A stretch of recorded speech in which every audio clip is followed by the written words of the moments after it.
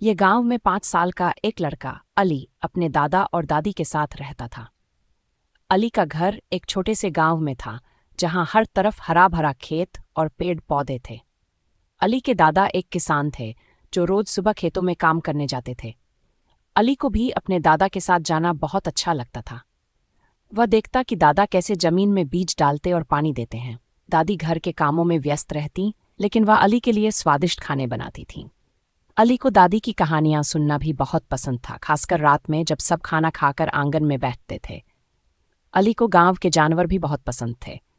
उनके घर में एक गाय, 2 बकरियां और एक कुत्ता था। अली अक्सर कुत्ते के साथ खेलता और गाय को चारा खिलाता था। एक दिन अली ने दादा से पूछा, ये सब फसलें और जानवर हमारे क्यों हैं? दादा ने मुस्कुराते हुए जवाब दिया, यह अल्लाह की नेमतें हैं। इनका ख्याल रखना हमारी जिम्मेदारी है। अली ने सीखा कि मेहनत, प्यार और शुक्रगुजारी जीवन के महत्वपूर्ण सबक हैं।